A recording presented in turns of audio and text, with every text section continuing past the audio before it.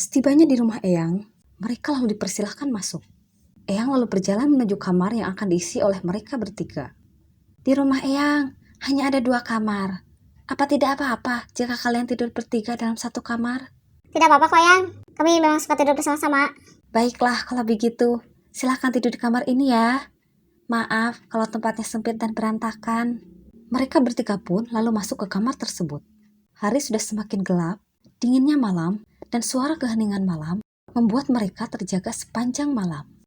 Mereka bertiga tidur di kasur tikar dengan posisi Jin tidur di ujung, Jungkook di tengah, dan Suga di pinggir. Mereka semua tidur dengan posisi terlentang. Sembari menatap atap, Jungkook bilang, Yung, di atas sana ada atap yang bolong. Kuki jadi gak bisa tidur karena ngebayangin ada yang ngintip dari atas sana. Terus kamu mau apa? Mau kita tutupin gitu bolongnya? Iya. What? Ya, jangan ngadi-ngadi deh. Ini di rumah orang. Pada tidur apa? Tapi Kuki keganggu, Hyung, sama atap yang bolong itu. Ya udah kalau gitu jangan kamu lihat. Kuki kan lihat-lihat, Hyung. Tapi kalau bolongnya tepat di depan mata Kuki, ya otomatis Kuki lihat dong. Ya sudah. Hyung, bawa masker penutup mata. Nih kamu pakai. Nah, gitu dong, Hyung. Dengan begini, Kuki jadi bisa tidur. jam pun menunjukkan tepat pukul 12 malam. Suga yang masih terjaga lalu melihat Jin yang berada di ujung. Mengira bahwa Jin sudah tidur, rupanya Jin pun sama. Lalu dengan berbisik, Suga bilang, Kok belum tidur, Hyung? Jin lalu menatap Suga. Sembari bangun, Jin lalu bilang dengan nada pelan, Aku tidak bisa tidur, Yun. Mataku bahkan tidak ngantuk sama sekali.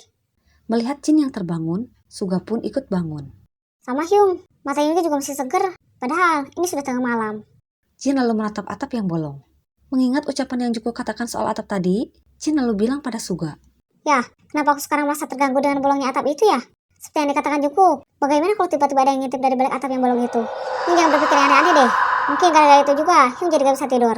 Hyung mau Yungki kasih masker mata Jungkook, biar Hyung bisa tidur. Ya, aku tidak bisa tidur bukan karena itu. Tapi memang mataku gak bisa merem. Sepertinya aku bakal begadang sampai pagi. Serius Hyung mau begadang sampai pagi? Kalau mau, Yungki temenin. Sembari berbaring, Jin bilang, Entahlah, aku juga sebenarnya ingin tidur. Tapi mataku malah gak ngantuk sama sekali. Udahlah, kamu jangan aja ngobrol. Aku mau coba untuk tidur nih. Mendengar itu, Suga pun lantas ikut berbaring. Saat mereka akan tidur, tiba-tiba terdengar suara berisik dari atap. Jin yang sedang mencoba untuk tidur pun lantas kaget dan membuka matanya lebar-lebar. Jin lalu tanya. Suara apa itu? Dengan mata terpejam, Suga lalu bilang. Itu suara kucing, Hyung. Mendengar itu, Jin lantas merasa sedikit lega dan kembali tidur. Namun, sesaat kemudian, ada suara lirih memanggil nama Seokjin. Seokjin apa? Sontak, Jin langsung terbangun dan menarik Suga. Dengan ketakutan, Jin bilang. Ya, Yunkia, ada yang manggil namaku.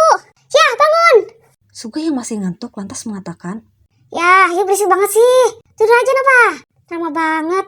Ya, bagaimana aku bisa tidur? Jika banyak suara-suara yang bikin aku takut. Kalau gitu tutup saja telinga, Hyung. Beres kan? What? Mendengar itu, Jin lalu kembali berbaring sembari mengatakan, Ayo, menyesal sekali ya punya telinga sensitif sepertiku. Baiklah, aku akan mencoba tidur dan mengabaikan suara-suara yang aku dengar. Pada saat Jin akan kembali tidur, suara itu kembali terdengar. Seokjin apa? Kali ini, suaranya semakin jelas, seperti sosok yang memanggil seolah berada di dekatnya.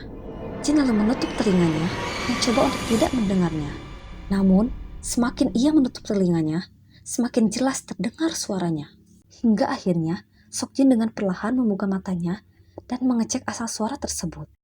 Mendengar suara yang begitu jelas, lantas Jin melihat ke arah Suga dan ke atap. Namun, tidak ada apa-apa. Pada saat Jin berbalik melihat ke belakang, alangkah terkejutnya dia melihat sosok berambut panjang berada di dekatnya.